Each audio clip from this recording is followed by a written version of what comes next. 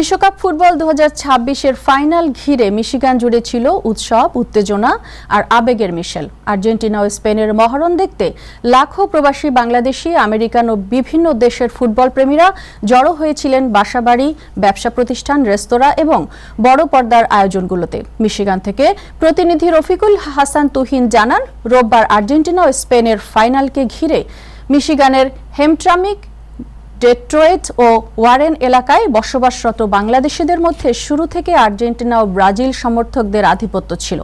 Brazil বিদায় নেওয়ার পর অনেক সমর্থক ফাইনালে স্পেনের দিকে ঝুঁকে পড়েন, যার প্রতিফলন এই আর্জেন্টিনা ও স্পেনের ম্যাচে দেখা যায়। ফলে আর্জেন্টিনার বিপক্ষে স্পেনের সমর্থনও ছিল চোখে পড়ার মতো। ফাইনাল ম্যাচে স্পেনের দাপুটে পারফরম্যান্সে উচ্ছ্বসিত হন তাদের সমর্থকরা। অন্যদিকে আর্জেন্টিনা ভক্তদের মধ্যে ছিল উৎকণ্ঠা।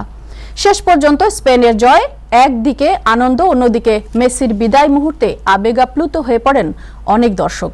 তবে জয় পরাজয়ের বাইরে পুরো মিশিগান জুড়ে বিশ্বকাপ ফাইনাল পরিণত হয়েছিল প্রবাসীদের মিলনমেলা ও ফুটবল উৎসবে। এবারের বিশ্বকাপে স্পেনের তরুণ মুসলিম ফুটবল তারকা লামিনে ইয়ামালের পারফরম্যান্সও আলোচনায় এসেছে। ম্যাচের আগে ও পরে তার ধর্মীয় বিশ্বাসের প্রকাশ অনেক দর্শকদের নজর কেড়েছে।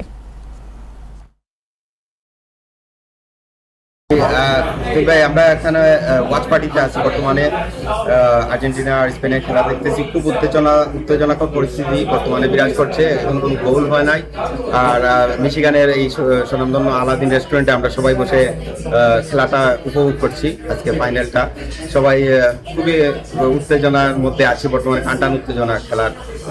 কোনো গোল হয় না কোনো দিক থেকে। এখন এক্সট্রা টাইমে হয়তো কোনো একটা গোলের আশা আমরা করতে পারছি ইনশাল্লাহ। আর যে দলই জিতুক, মানে আমরা আসলে সবাই এখানে ভাই ভাই হিসাবে দেখতেছি। খুবই ক্লোজলি এখানে খেলাটা উপভোগ করতেছি আমরা। ধন্যবাদ আপনাকে। 2026 ফিফা ওয়ার্ল্ড কাপ আমরা আমেরিকাতে দেখতেছি। খুব উত্তেজনাপূর্ণ খেলা চলতেছে। স্পেন বনাম আর্জেন্টিনা এখন পর্যন্ত 90 মিনিট খেলা হয়েছে, কোনো গোল হয় নাই। আমরা অনেক দর্শক আছি এখানে। আমরা খুব আনন্দ পরিবেশে খেলা উপভোগ করতেছি।